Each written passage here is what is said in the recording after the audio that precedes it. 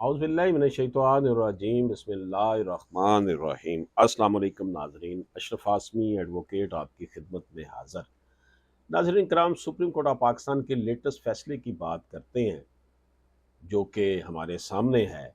इस फैसले में इम्पॉर्टेंट दो पॉइंट डिस्कस हुए हैं। ये सिविल पटिशन नंबर जो है 2565/2023 है।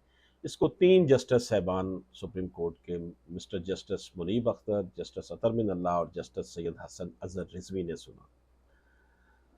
नाज़रीन इकराम, लाहौर हाई कोर्ट के सिविल रिवीजन के फैसले के खिलाफ यहाँ पर पटिशनर आया है। इस पटिशनर में अल्लाह बख्श मरहूम बजरिया कानूनी वर्सा व दीगरान पटिशनर हैं और मोहम्मद रियाज व दीगरान मुद्दा लहान हैं। नाज़रीन इकराम, इस दरख्वास्त में पटिशनर ने लाहौर हाई कोर्ट के फैसले 8/3/2023, जिस फैसले को यहाँ पर ज़ेर बहस है जो इस वक्त हमारे सामने को चैलेंज किया है, ये फैसला सिविल रिवीजन नंबर 20993/2021 में दिया गया, जिसमें दरख्वास्त मुस्तरद कर दी गई थी। नाज़रीन इकराम, मुद्दा लहान नंबर 3 से 5 मंजूर हुसैन, मोहम्मद सदीक और मोहम्मद रफ़ीक ने मुद्दा लहान नंबर 1 और 2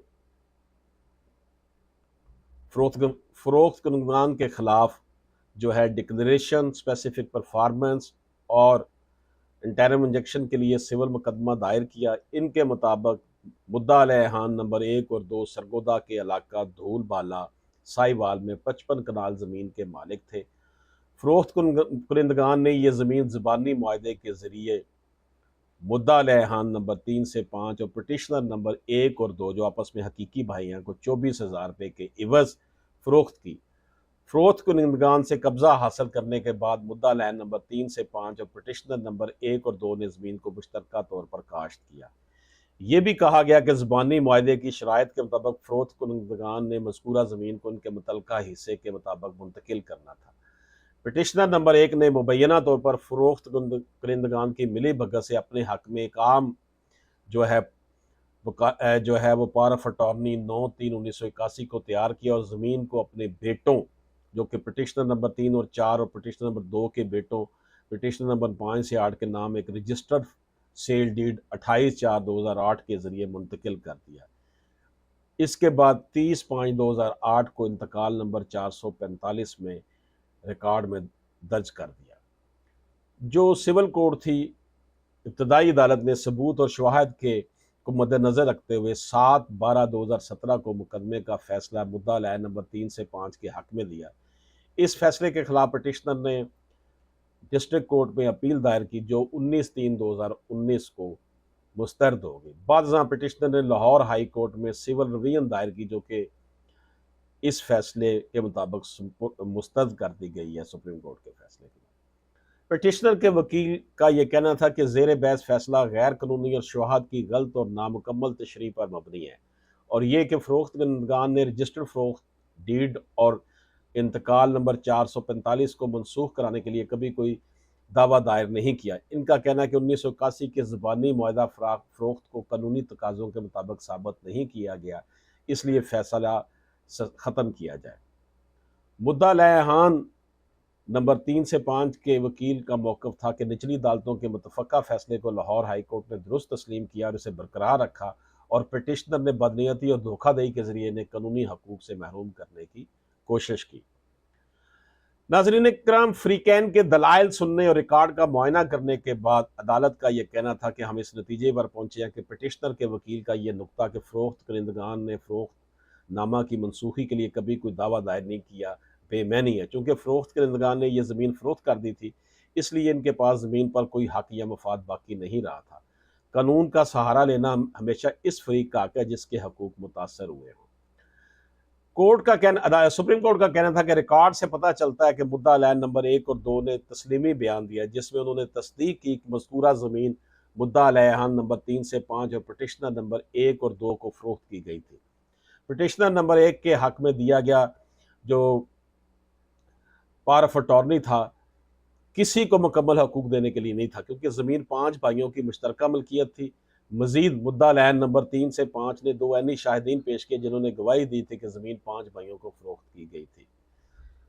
जनरल पावर ऑफ अटॉर्नी का गलत इस्तेमाल। रिकॉर्ड से मजीद जाहिर होता है कि पटिशनर नंबर 1 ने मुबैना तौर पर जैली पावर ऑफ अटॉर्नी मुख्तारनामा आम की बुनियाद पर ज़मीन अपने बेटों के नाम फरोख्त की। कानून के मुताबिक जब भी कोई पावर ऑफ अटॉर्नी किसी प्रॉपर्टी को अपने या अपने रिश्तेदारों के नाम मुंतकिल करता है तो इसके लिए असूली तौर पर उसे खसूसी इजाज़त मालिक से लेनी होती है। इस मुकदमे में ऐसी कोई शहादत नहीं मिली कि पटिशनर नंबर 1 ने ऐसी कोई इजाज़त ली। सुप्रीम कोर्ट ने कहा कि PLD 2003 SC 31 मुकदमा मकसूद अहमद बनाम सलमान अली में यह कहा गया कि अगर कोई पावर ऑफ अटॉर्नी अपने करीबी रिश्तेदार के नाम प्रॉपर्टी मुंतकिल करता है तो इसे असूली तौर पर खसूसी इजाज़त लेना ज़रूरी है। इस असूल की खिलाफ वर्जी भी मौजूदा केस में सामने आई। इसके अलावा एक और बात डिस्कस की गई नाज़रीन इकराम इस केस में, वो था गैर दस्तखत शुदा सफ़ात का मसला। मुतलका रिकॉर्ड के मुताबिक फ़रोख्तनामा 6 सफ़ात पर मुश्तमिल था, यानी सेल डीड 6 सफ़ात पर मुश्तमिल थी, लेकिन पहले 5 सफ़ात पर किसी ने दस्तखत नहीं किए थे। लाहौर हाई कोर्ट ने ज़ेर बहस फैसले में सही तौर पर करार दिया कि अगर दस्तावेज़ एक से ज़्यादा सफ़ात पर मुश्तमिल हो तो हर सफ़े पर दस्तखत होना ज़रूरी है। इस असूल की गैर मौजूदगी में यह साबित करना पटिशनर की जिम्मेदारी है कि दस्तावेज़ात की तमाम शराइत मोतबर है, यानी कि अगर तमाम सफ़ात पर दस्तखत नहीं है तो फिर साबित किया जाए कि जो ये सेल डीड तैयार हुई है ये बिल्कुल दुरुस्त है। नाज़रीन इकराम, सुप्रीम कोर्ट ऑफ पाकिस्तान ने तमाम शवाहिद को मद्देनज़र रखते हुए और लाहौर हाई कोर्ट के मुफस्सल फैसले को जांचते हुए ये करार दिया कि यह फैसला मुकम्मल और जामे है। इस फैसले में कोई ऐसी खामी या कानूनी गलती नहीं जिसकी बुनियाद पर इसे कलअदम करार दिया जा सके, इसलिए दरख्वास्त नाकाबिल कबूल और इसे खारिज किया जाता है। इस दरख्वास्त का फैसला ये हुआ कि दरख्वास्त को मुस्तरद कर दिया गया। नाज़रीन इकराम, इस केस में जो हमने अभी डिस्कस किया, 2 बातें इम्पॉर्टेंट हैं जो डिस्कस हुई कि अगर पावर ऑफ अटॉर्नी आपने लिया मुख्तारनामा आम, तो फिर उस मुख्तारनामा आम के ज़रिए आप प्रॉपर्टी को अपने नाम या अपने किसी फैमिली मेम्बर के नाम लगवाना चाहते हैं तो आपको असल मालिक से पहले परमिशन लेना पड़ेगी। दूसरी बात यह है कि जो कोई डॉक्यूमेंट को सेल डीड आपने तैयार की है, अगर उसके हर सफ़े पर गवाहान के और मुख्तारनामा आम रखने वाले शख्स के दस्तखत नहीं होंगे तो वो फिर वैलिड नहीं होगा। अगर दस्तखत नहीं है, सिर्फ आखिर में दस्तखत किए हैं, तो बाकी जो सफ़ात हैं उसकी जो टर्म्स एंड कंडीशन है उसको फिर आपको साबित करना पड़ेगा कि ये दुरुस्त है। तो नाज़रीन किराम, ये बड़ी एक इम्पॉर्टेंट जजमेंट थी जो आज हमने आपकी खिदमत में पेश की। इजाज़त दीजिए। अल्लाह हाफ़िज़।